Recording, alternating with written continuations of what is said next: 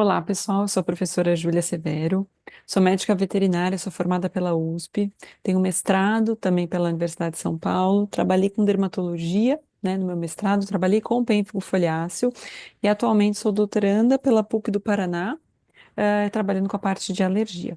Sou uma das professoras coordenadoras do curso de especialização em dermatologia e alergologia pela Associação Anclivepa São Paulo, junto com a professora Fabiana Monte, com o professor Marconi, Rodrigues de Farias. Ah, bom, vamos falar um pouquinho hoje no Congresso sobre pênfigo foliáceo em cães, né, do diagnóstico ao tratamento. E aí eu vou mostrar para vocês um pouquinho da minha experiência, né? E como é que vocês vão ter mais facilidade aí para diagnosticar essa doença, que ela é considerada rara, né? Mas a gente tem visto aí com uma frequência cada vez maior. Então, trata-se de uma doença autoimune. Por isso que a doença ela é muito mais difícil de a gente diagnosticar do que uma doença convencional, por exemplo, como os quadros alérgicos. Aqui está meu contato para vocês, se vocês precisarem falar comigo, né? Meu e-mail, tá bom?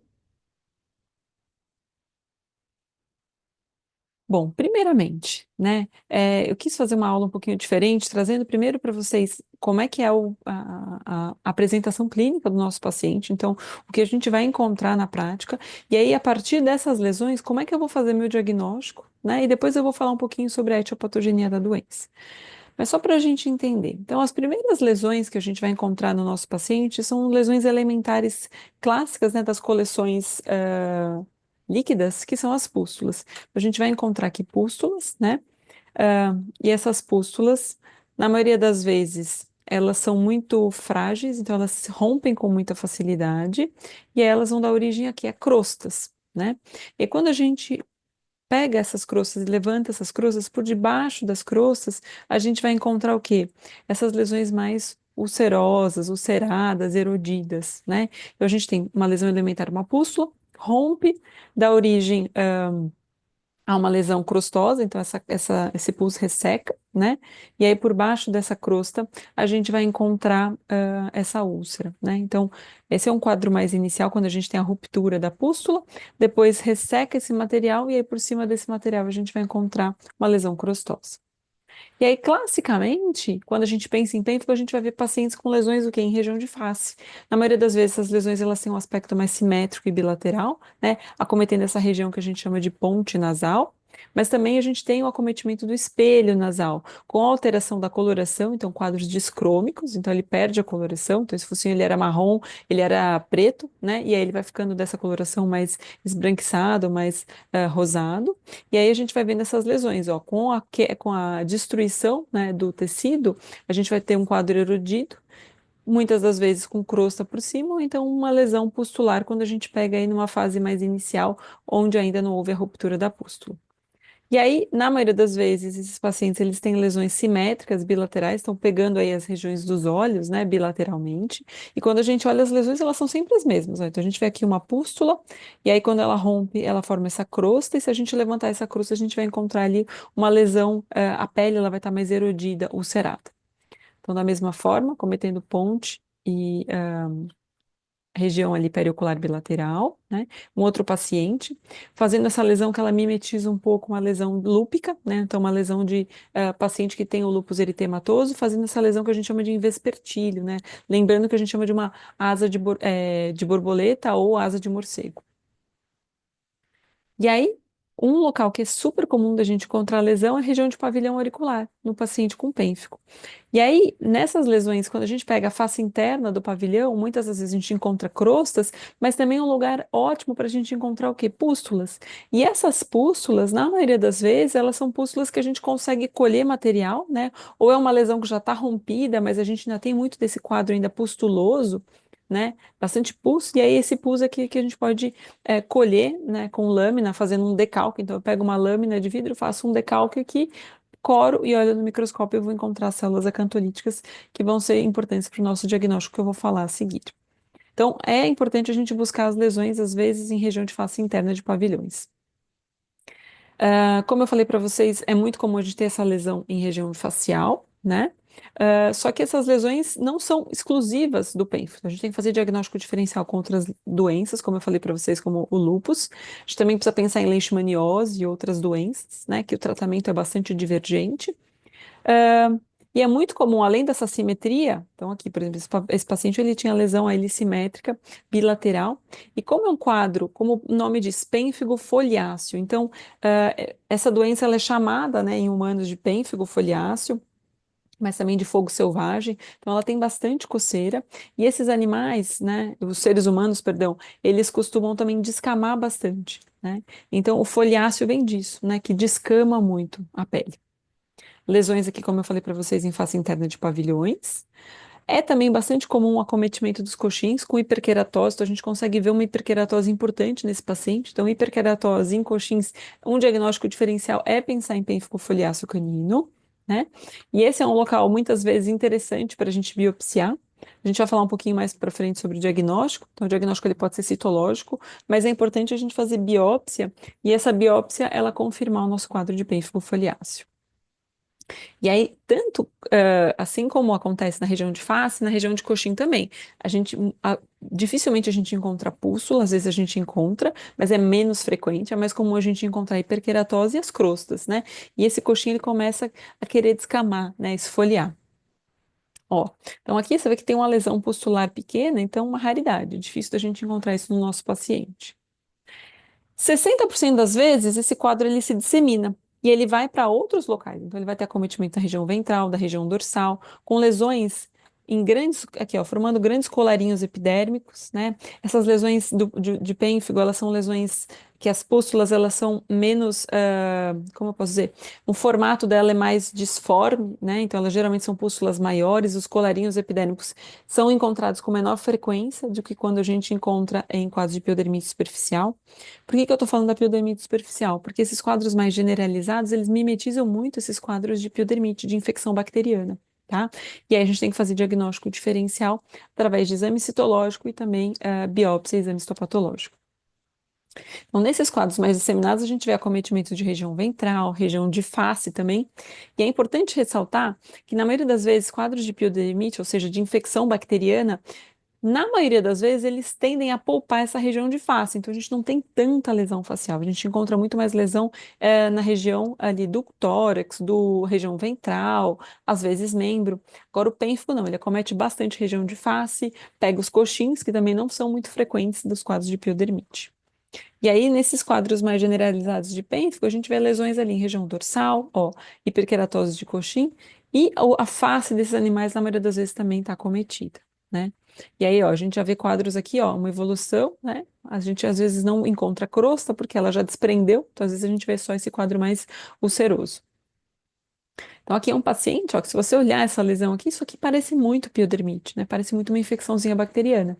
Então, a gente precisa pensar que a piodermite talvez seja um dos principais diagnósticos diferenciais do pênfigo. E eu trabalhei exatamente com isso no meu mestrado, né? Então, a gente avaliou proteína C reativa em pacientes que tinham pênfigo e pacientes que tinham piodermite. O que que a gente observou? Que nos pacientes com pênfigo, essa proteína C reativa, ou seja, é um marcador de inflamação, ela estava muito mais aumentada, porque é um quadro muito mais agressivo, né? Uma doença autoimune que a gente precisa aí intervir de uma forma de tratamento muito mais agressiva do que nos quadros de piodermite superficial. Outro paciente também, né, com quadro disseminado, né? E aí a gente vê, ó, o acometimento geralmente do quê? Da região da face e pavilhões auriculares também, né? Coisa que a gente não costuma ver nos casos de infecção bacteriana. Então, a gente tem que pensar na nossa abordagem diagnóstica é que envolvimento da região de cabeça é observado em quase 90% dos pacientes com pênfigo. Então, pense nisso quando você encontrar lesões aí importantes, principalmente pústulas, crostas, né, em região de face. O acometimento dos coxins também é bastante recorrente, ó, em 40 a 80% dos cães, e as lesões generalizadas são observadas em mais de 60% dos pacientes, como eu falei para vocês, né? Só que as pústulas rapidamente progridem para erosões e crostas. Então, se você não encontrar pústula, próxima lesão que você vai buscar são as crostas, porque a gente vai conseguir levantar essa crosta para fazer diagnóstico. E aí, onde a gente vai fazer o diagnóstico? A gente vai buscar ó, lesões pustulares, e aí notem que as pústulas dos pacientes com pênfigo, ó, tá vendo que ela tem um aspecto mais irregular? Porque geralmente são lesões que vão coalescendo, é uma pústula junto com a outra, elas vão se juntando e formando uma lesão maior, né? Então a gente rompe essa pústula, e aí a gente vai fazer um decalque com uma lâmina de vidro, né? Corar no panótipo simples, no corante 1, 2 e 3 do panótipo, vai depois olhar e buscar essas células. Quem são as células acantolíticas? São os queratinócitos que se desprenderam um dos outros. E antes eles tinham um aspecto mais poligonal, e com a ruptura, né, dos desmossomos, que são as células que vão, são as estruturas que vão conectar uma célula da epiderme com outra célula da epiderme. Havendo essa ruptura, a gente vai encontrar as células, os queratinócitos. Então, aquele aspecto poligonal ele se perde, ele fica com um aspecto mais arredondado, parecendo um ovo frito, entremeado aí por neutrófilos. A gente vai ver isso na prática. Então, isso aqui são células acantolíticas. Então, a gente vê que tem esse aspecto que lembra mais um ovo frito, né? Algumas das vezes elas são aglutinadas, às vezes a gente encontra células soltas, como essa aqui, por exemplo, mas é importante que a gente encontre aí células polimorfonucleadas, ou seja, neutrófilos, ao redor dessas células para a gente caracterizar isso como uma célula cantolítica. Então, isso aqui é a clássica célula cantolítica. Então, a gente vê uma célula entremeada ali por neutrófilos. Isso é muito característico de paciente que tem o quê? Pênfigo foliáceo. Então, a citologia é um método bastante fácil, barato, né? Na maioria das vezes a gente não vai encontrar bactéria, por quê? Porque é uma doença que ela é asséptica, então é muito característico a gente encontrar várias células acantolíticas e não ter bactérias. Então, isso é muito sugestivo de pênfigo foliáceo. As células acantolíticas são chamadas também de células de Tisang, né, principalmente na medicina. E aí, um trabalho mostrou que quando você compara a chance da gente encontrar a célula cantolítica no quadro de pênfigo, ela é 180 vezes maior do que eu encontrar a célula cantolítica no quadro de piodermite superficial. Por que que eu estou falando isso? Porque às vezes alguns pacientes com piodermite podem também ter células acantolíticas, mas essas células acantolíticas elas vêm junto com bactérias, bactérias sendo fagocitadas, principalmente bactérias sendo fagocitadas por neutrófilos. Às vezes encontrar bactérias soltas pode não ser, a gente pode eventualmente até encontrar no pênfigo, mas não é tão comum. Comum é a gente não encontrar bactéria, só encontrar a célula cantolítica. E se a gente encontrar um número muito alto, grande chance de ser pênfigo. Né? Então, ele tem aí, as células acantolíticas têm uma positividade de 77% no citodiagnóstico, ou seja, fazendo a citologia. Mas o ideal é que a gente faça diagnóstico diferencial. Então, por exemplo, esse é um paciente em que eu encontro, ó, com umas pústulas, você vê que até elas rompem e elas vão formando ali bastante pus, né? Vai sendo eliminado.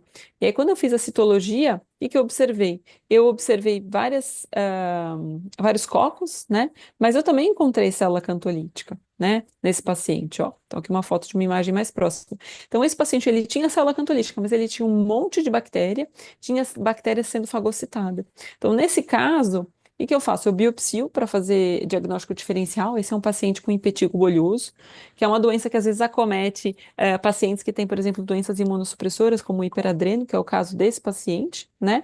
Ah, então, eventualmente, a gente precisa fazer esse diagnóstico diferencial. Se a citologia não foi confirmatória, é importante a gente fazer o exame histopatológico, que é ele que vai ser o nosso padrão ouro, né? O nosso gold standard para a gente conseguir fazer diagnóstico de pênfigo foliáceo. Então, aqui, você aqui é um paciente, por exemplo, com piodermite superficial. Então, se a gente olhar clinicamente, lembra um pouco o pênfigo, né? Só que a gente vê que as lesões pustulares muitas vezes são menores, a gente vê muito mais colarinho epidérmico, né? Então, o padrão é um pouquinho diferente. A gente não tem tanta descamação como a gente vê no pênfigo foliáceo. Então, a gente tem que fazer o nosso diagnóstico diferencial. Então, a gente vai pensar: se eu tenho lesão crustosa, se eu tenho erosão em pústula, vou fazer uma citologia. Se essa citologia tiver neutrófilos e cocos, né, grande chance de ser o quê? Piodermite superficial. Então, faz o tratamento para piodermite e reavalia esse paciente. Melhorou? Era uma piodermite superficial, secundária a alguma causa de base, que muito provavelmente deve ser um paciente alérgico, enfim. Agora, se eu fiz a cito, encontrei só neutrófilo e célula cantolítica, opa, grande chance de ser o quê? Pênfigo foliáceo. Então, o que que eu posso fazer? Biópsia histopatológico para fechar o diagnóstico e ter certeza. Por que que é importante a biópsia histopatológico? Para a gente também ter um documento, né? Porque a gente vai tratar esse paciente às vezes para o resto da vida. Então é importante a gente ter um documento para a gente se assegurar aí, principalmente da questão hoje em dia, né, de redes sociais, de parte burocrática, de algum tutor que eventualmente queira eh, eh, avaliar ou falar, por exemplo, sei lá, se você não fez o tratamento adequado. Então, às vezes, a gente tem isso aí como até um resguardo, uma prova, né, um documento para a gente de que a gente está fazendo o tratamento adequado do nosso paciente, porque às vezes os efeitos colaterais podem levar o paciente a vir a óbito, né? Então, é importante a gente ter esse respaldo aí, de ter pelo menos um documento confirmando a doença. E o histopatológico, ela te ajuda nisso. Então, quando a gente compara o pênfigo foliáceo com a piodermite, o que a gente vai observar? Que a distribuição da lesão é diferente. No pênfigo, eu vou ter mais lesão em região de face, de pavilhões, plano nasal, tronco, membros e coxim. Já na piodermite, eu tenho mais lesão em região ventral e tronco, né? As pústulas no pênfigo, elas costumam ser mais numerosas, elas são largas, elas coalescem, né? Elas geralmente têm uma base eritematosa larga, não é? Então, a pústula, que ela é mais ela chama atenção pelo tamanho e por conta desse eritema, né? Já na piodermite, elas são pequenas em menor quantidade e únicas, então elas são mais arredondadas, né, menorzinhas, e tem pouco eritema ao redor. Poucos colarinhos epidérmicos no pênfigo e muitos na piodermite. As crostas, geralmente no pênfigo, elas são mais espessas, elas são grandes, elas são maiores, né? E na piodermite já pequenas e menores. Paroníquea, que é aquela inflamação ali ao redor do leito unguial, a gente costuma ver mais no gato, né? E aí a gente deixa isso para uma próxima aula. Mas em cão é menos recorrente, menos frequente. Onde é que a gente vai biopsiar o nosso paciente? Então, pensando que eu tenho um paciente com múltiplas lesões, eu vou sempre buscar, ó, lesões pustulares. Então, eu vou tentar colher a pústula inteira e mandar essa pústula pro histopatológico. Então, eu vou colocar num formol 10% e encaminho para o patologista. Se eu não tiver pústula, eu vou buscar o quê? Lesões com crostas, e eu vou mandar essa lesão com crosta. O ideal é que a gente tente sempre buscar a lesão mais nova, mais recente, porque a chance de diagnóstico dessa lesão é maior. Se eu não tiver, eu vou ter que colher outras lesões, né? Então, eu vou pegar lesões mais eritematosas, lesões apenas mais descamativas, mais eritematosas, mas aí a chance de diagnóstico ela acaba ficando reduzida, né? Então, eu fortemente recomendo que vocês busquem lesões recentes, de preferência pústulas, mandar pelo menos 2, 3 fragmentos, de preferência de pústula. Se não tiver pústula, buscar a lesão crostosa e ainda de preferência aquela crosta que ela ainda está úmida, né? Porque eu ainda tenho material ali por debaixo dessa crosta, e aí isso vai me ajudar muito no diagnóstico, porque é ali que o patologista vai buscar as células acantolíticas. Então, o que que o histopatológico vai tentar ver? Então, aqui, a gente tem a camada córnea, né? Depois aqui a gente tem a epiderme, a parte íntegra, tá? O que que acontece no pênfigo? A gente tem uma destruição dessa epiderme. Então a gente começa a ver o quê? Lesões bolhosas, lesões pustulares. Então, geralmente no cão a gente vê mais pústula do que bolha, né? E aí essa pústula vai ser o quê? Essa coleção ali de pus, né? Logo abaixo ali da camada córnea.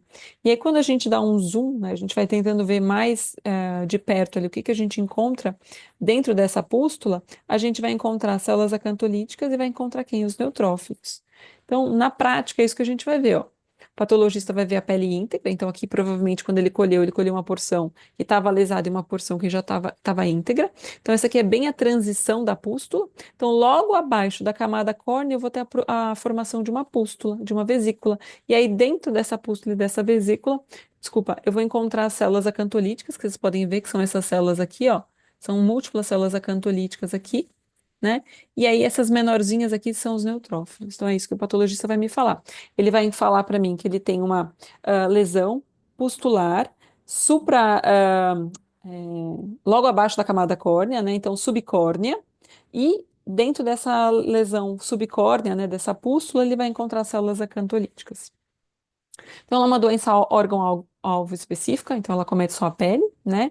E aí esses autoanticorpos, eles vão destruir quem? Os desmossomos. Quem são os desmossomos? São aquelas estruturas que fazem com que uma célula, é como se fosse uma ponte entre um queratinócito e outro e mantém esse queratinócito unido. Quando a gente tem a destruição, ou seja, o anticorpo produzido, ele se liga ao desmossoma, ele destrói esse desmossomo, a gente vai ter o processo de acantólise, né? E aí, com a acantólise, a gente vai ter o que é a perda da coesão celular, ou seja, aquelas células que estavam todas unidas, elas se perdem, se soltam, e a gente vai ter células aí soltas, né, entremeadas nesse pus, e aí a gente vai ter aí, vai chamar bastante neutrófilo para o local e vai fazer o processo pustular, que é o que a gente chama de uma pústula na porção intraepidérmica ou subcórnea. Então, é isso aqui que a gente vai ver, ó. A lesão vai ser logo abaixo da camada córnea. Então, é um pênfigo foliáceo, ou o que a gente chama de um pênfigo superficial, porque ele está logo abaixo da camada córnea. E por isso que ela é tão efêmera, essa pústula, porque ela rapidamente rompe, né? Essa camada córnea ela pode se romper, e aí a gente tem o extravasamento aí desse material da epiderme. Então, é isso aqui, ó, os desmossomos vão ser essas estruturas que vão estar conectando ali uma célula a outra, um queratinócito ao outro. Ele é formado por várias estruturas aqui dentro, né? Que são desmogleínas, desmocolinas, que são essas caderinas que fazem essa conexão, né? Essa coesão entre uma célula e outra. Então, quando a gente tem a formação de um autoanticorpo, ele destrói essa célula aqui, né? Desculpa, essa estrutura, né? Essa proteína. Ela se solta, então essas células que tinham esse formato mais poligonal, elas começam a ficar mais arredondadas porque elas perderam aquilo que estava fixando ali nesses pontos. E aí a gente já tem a formação das células acantolíticas. Antigamente, a gente sabia que esses desmossomos eles são formados por várias estruturas, né, por várias proteínas, entre elas a desmogleína 1. E aí, em humanos, a gente sabe que o alvo desses autoanticorpos é a desmogleína 1, mas em cães foi feito alguns trabalhos e descobriu-se que ela não é a mais importante, né? Em cães é mais importante a desmocolina 1. Então, o alvo desses autoanticorpos é a desmocolina 1 para cães, tá? Então, aqui mostrando, né, que a desmogleína é principalmente para humanos e para cão é muito mais desmocolina 1 e em menor frequência a desmogleína 1. E aí, existem alguns fatores predisponentes, né? Como é que esse pênfigo acontece? Então, a gente sabe que existem algumas raças que são mais suscetíveis à doença, né? Segundo a literatura, como o Chow Chow, Akita, o Cocker, Bulldog, Labrador. Geralmente, pacientes de meia idade a idosos, tá? Ah, especula-se muito que talvez a exposição a raios ultravioletas possa ter um papel aí, a gente não sabe exatamente. Existem alguns relatos de que existe uma piora, uma exacerbação da doença durante o período de verão, ou seja, quando esses animais estão mais expostos às radiações ultravioleta, né? E existe um experimento que irradiou luz solar em um paciente com pênfigo na região da face e ele observou ali uma acantólise, ou seja, a formação dessas células acantolíticas e a perda da coesão celular. Aventa-se a possibilidade que esses animais tenham geralmente uma alergia prévia, né, ao surgimento do pênfigo, e que talvez alguns medicamentos possam induzir o pênfigo foliáceo farmacodérmico, né? Então a gente tem alguns fármacos que foram distribuídos há um tempo atrás como medicamentos antipulca, e esses medicamentos eles foram capazes de induzir o pênfigo em alguns pacientes.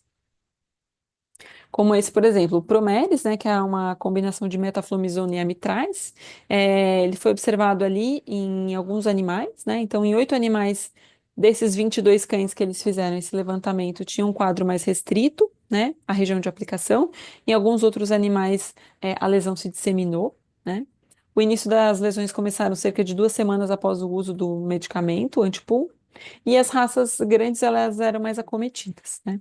Então, esse produto, inclusive, ele saiu do mercado justamente por conta dessa associação do uso da medicação e a ocorrência de pênfigo foliáceo. Então, essas são algumas lesões aqui do trabalho, mostrando. Então, eles tinham ó, alteração em coxim, pústulas e crostas em região de ponte nasal, acometimento ali de região de face interna de pavilhão, né? E outras áreas também acometidas. Essa outra combinação de medicação de fipronil e amitraz, né, com S-metroperene, também foi responsável, que era o Certifact, né? Na época também foi responsável pela ocorrência de pênfigo em alguns pacientes, e esse produto ele também saiu do mercado, né? Então, 6 de 21 animais tinham lesões mais restritas, 15 de 21 lesões mais generalizadas, e na média, os cães precisavam de pelo menos 2 ou 3 aplicações para aparecerem as lesões do pênfigo, né? E de 1 a 4 semanas após o uso para eles observarem essas lesões. Então, o Certifact ele pode também desencadear pênfigo, então ele hoje também foi proibido a sua utilização no mundo. E aqui são alguns pacientes, a gente pode ver que às vezes é no local de aplicação, então onde aplicou a pipeta, mas algumas vezes as lesões elas estão em locais ali que não são corriqueiros da gente aplicar a medicação, ou seja, quadros mais generalizados de pênfigo. Como é que a gente vai tratar essa doença, né? Então, vamos pensar que a gente tem que ter uma abordagem importante sobre o histórico e o exame físico, né? Porque o histórico, quando começaram essas doenças, qual é o local de acometimento dessas doenças? Eu mostrei para vocês que elas estão mais frequentes em região de face, de coxim, né? Fazer diagnóstico diferencial com outras doenças. Falei para vocês do lúpus eritematoso, da leishmaniose.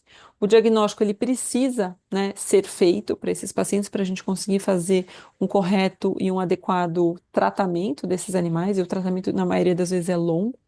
A gente precisa fazer citologia, que é simples, fácil, rápido e barato, mas o histopatológico, ele é um documento importante, ele também ajuda a gente a confirmar e ele é considerado o teste padrão ouro.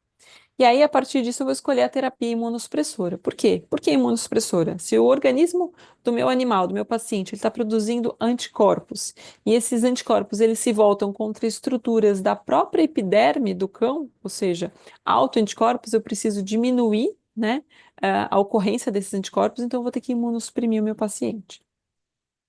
Então, o objetivo do tratamento é controlar a doença e levar esse paciente à remissão dos sintomas, a manutenção do tratamento com a menor dose possível, né, e o maior intervalo possível dessa medicação para a gente minimizar o quê? Efeitos colaterais adversos, eventualmente controlar infecções secundárias caso esse paciente tenha, porque às vezes a gente começa a tratar o paciente imunossuprime e às vezes ele pode fazer uma infecção bacteriana secundária, então a gente vai ter que controlar isso.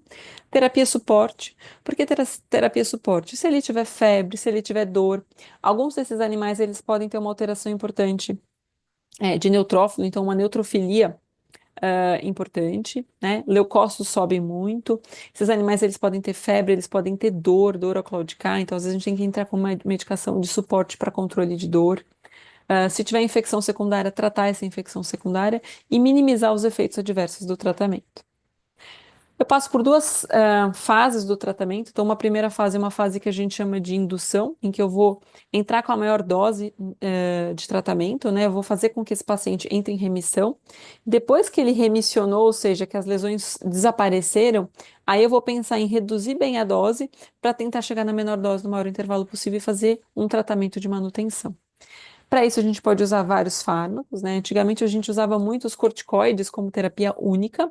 Hoje em dia, a gente sabe que os efeitos colaterais são muito grandes dos glicocorticoides, então a gente tenta associar com outros fármacos, que eu vou mostrar para vocês, né? Que são fármacos poupadores do corticoide, ou então até em fármacos novos que a gente tem hoje disponíveis para substituir o corticoide.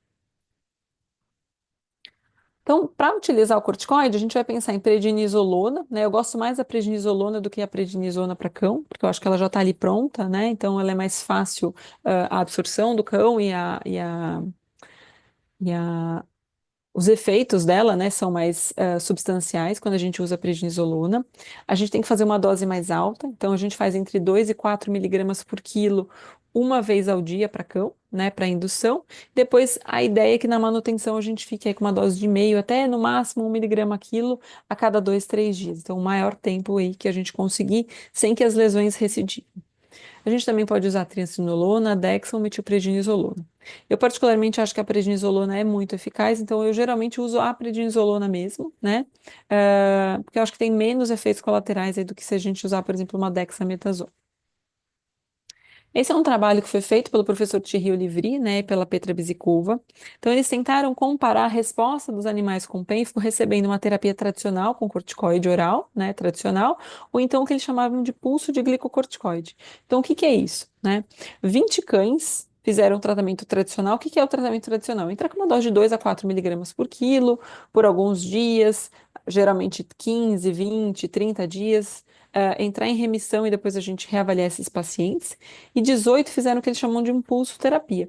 Então, no período inicial, aí nos primeiros dias, nos primeiros 3 dias, eles usam uma dose de 10 miligramas por quilo, ou seja, uma dose super alta, né? Esses pacientes eles eram mantidos em ambiente hospitalar e depois eles reduziam para uma dose de 2 miligramas por quilo. Ele começava com 10, depois reduzia para 1 a 2. O que que eles observaram? Né? Que com esse tratamento do compulso terapia, que eles chamaram, com essa dose mais alta inicial, 11 pacientes, ou seja, 61% tiveram remissão completa, contra apenas 15% dos animais que fizeram uso tradicional. O tempo de remissão foi menor, né? E houve menor chance de associação com fármacos e menos efeitos colaterais. Então, o que que eles mostraram que é muito interessante? O ponto é que você precisa ter coragem para usar 10 miligramas por quilo aí de corticoide, e esse paciente ele tem que estar monitorado. Então, esses são os pacientes da foto, né, do estudo. Então, antes e depois da pulsoterapia. Então, você vê que eles entraram em remissão e realmente melhoraram bastante. A gente também pode fazer uso de outros fármacos, como por exemplo a azatioprina. A azatioprina é muito interessante, né? Lembrando que ela tem uma ação lenta, então ela não deve ser isolada. Então a gente geralmente entra com corticoide e azatioprina nas primeiras semanas. Depois a gente vai reduzindo a azatioprina, né? Desculpa, reduzindo o corticoide e mantendo apenas com a azatioprina.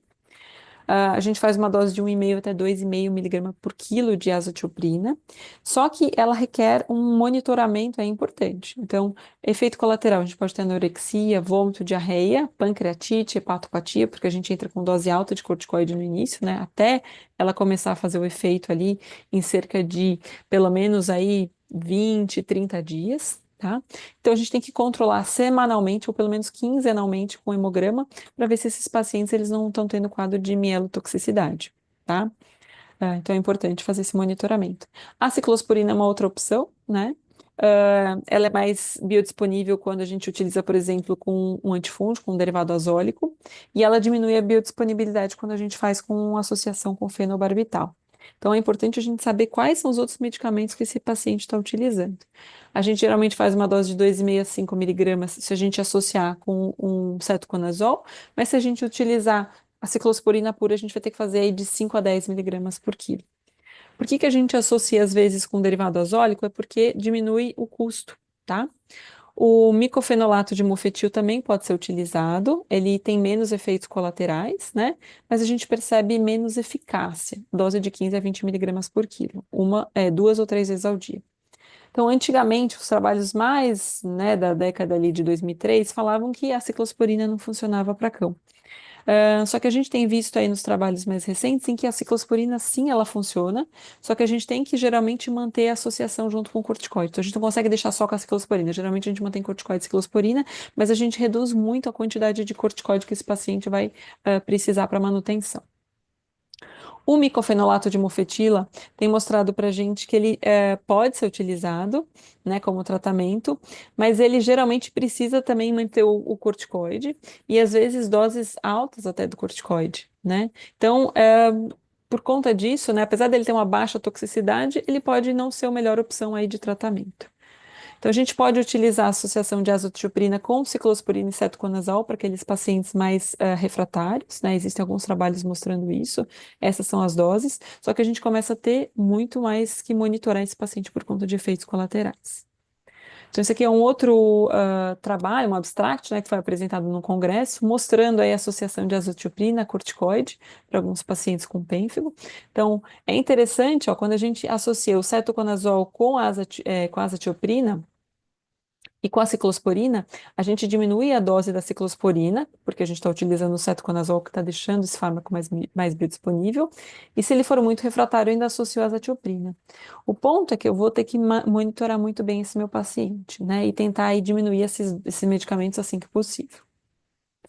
O oclacitinib, que é o Apoquel, então ele tem sido utilizado em muitos pacientes com doenças autoimunes, né? Ele tem sido uma proposta. Ele bloqueia essa resposta mais inflamatória, que libera várias citocinas inflamatórias, dentre elas a IL-4, que é uma das citocinas liberadas aí pelo pênfigo, tá? E aí, consequentemente, a gente tem alguns abstracts mostrando que realmente o oclacitinib ele tem sido bastante eficaz para o tratamento do pênfigo, né? Só que a gente tem que utilizar em doses mais altas, aí, ó, doses de 1 miligrama por quilo 2 vezes ao dia. Então, o que que eles observaram? Que, por exemplo, nesse paciente que fez só o uso do oclacitinib, a melhora foi melhor, foi maior, né? Foi em 65% dos pacientes já em 30 dias, né? E menos efeitos colaterais foram observados naqueles pacientes que, em contrapartida, no grupo 1, fizeram uso de prednisona ou prednisolona e ou azatioprina, né? Então, aqui são os pacientes desse experimento, tá? A gente vê que eles realmente têm uma melhora importante, tá? Mas eles precisam, ó, de dose de 1 miligrama por quilo. Então, a gente está usando uma dose que ela é uma dose adicional, né? Uma dose maior. Então, a gente precisa também conversar com o tutor e avaliar esse paciente melhor, né? E monitorar esse paciente. Então, esse aqui foi o professor Greg Burton. Ele fez uma palestra no congresso que foi online por conta da pandemia, o congresso que era para ter sido na Austrália. Então, ele mostrou que ele utilizou de 11 pacientes, 3 não tiveram resposta, 8 pacientes de 11 com pênfilo tiveram uma excelente resposta, ou seja, 72% melhoraram, né? Sendo que 5 de 8 resolução completa só usando o Apoquel, só utilizando o oclastitinib. E 3 de 8 pacientes, ele precisou manter ainda com uma dose 2 vezes ao dia por manutenção, ou seja, ele precisou manter ainda uma dose um pouquinho mais elevada.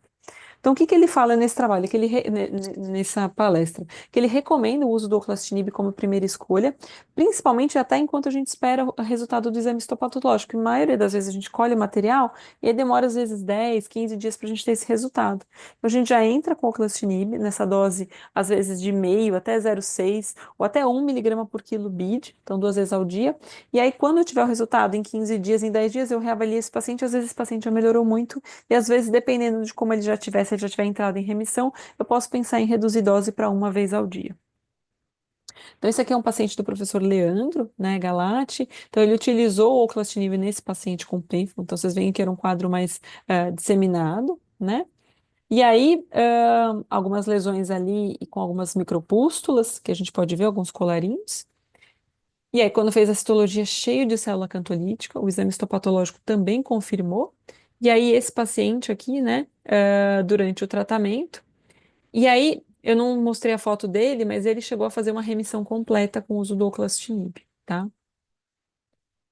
Então, qual que é a nossa abordagem terapêutica? Então, a gente precisa iniciar a terapia imunossupressora, que pode ser tanto com oclastitinib de meio até 1 mg por quilo BID, ou prednisolona, 2 mg por quilo CID. Reavalie em 15 dias. Se esse paciente estiver melhor, eu posso tentar manter a dose e a frequência, né? E aí, ou então, se ele piorou, é hora de eu pensar se eu tenho que aumentar a dose ou pensar em um outro imunomodulador. Então, se estava usando corticoide, de repente usar o oclastitinib. Se eu estava com o oclastitinib, será que não é o momento de eu fazer corticoide?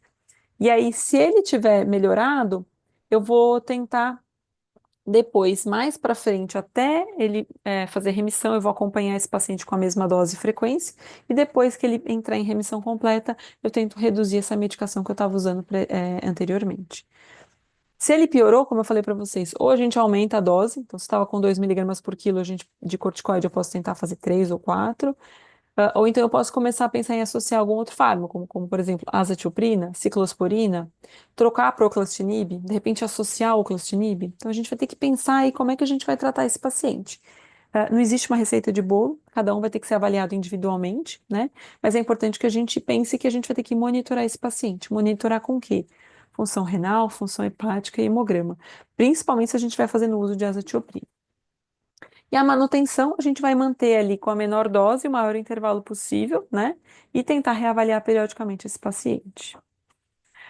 Os efeitos colaterais são muitos dessas medicações, poliúria, polidipsia, pancreatite, dependendo se você usa muito corticoide, se associa a azatioprina. Com o oclatinib, o que eu percebo mais às vezes é anemia. Então, se ele começa a fazer anemia, você tem que pensar em trocar de fármaco, né? Ou de repente ir para outra medicação. A duração do tratamento vai depender de como vai ser a resposta desse paciente, né? E quase 90% dos óbitos aconteceram mais por conta do uso da medicação mesmo, efeitos, colaterais. Então, conclusões. Então, a gente precisa sempre pensar em termos, do que a gente vai utilizar, fazer o diagnóstico correto para essa terapia ser mais adequada, né? Avaliar se esse paciente ele tem uma condição pré-existente ou uma comorbidade, monitorar os efeitos colaterais e sempre pensar que talvez seja necessário uma terapia multimodal, em alguns casos refratários. É uma doença difícil de tratar, mas quando a gente consegue fazer um tratamento adequado, ela funciona muito bem e esse paciente fica clinicamente muito bem, muito estável. Bom, é isso, gente. Muito obrigada. Aqui estão aqui está o meu contato, né? Gostaria de convidá-los aí para conhecer a nossa pós-graduação, né? Da dermatologia Anclivepa, e alergologia pela Anclivepa de São Paulo. A gente tem cursos de intensivos, cursos de imersão, cursos de especialização, cursos avançados em alergia. Então, se você tiver interesse, né? Entre em contato com a gente aí para a gente mostrar um pouquinho mais do que a gente tem para oferecer para vocês. Muito obrigada pela atenção de todos.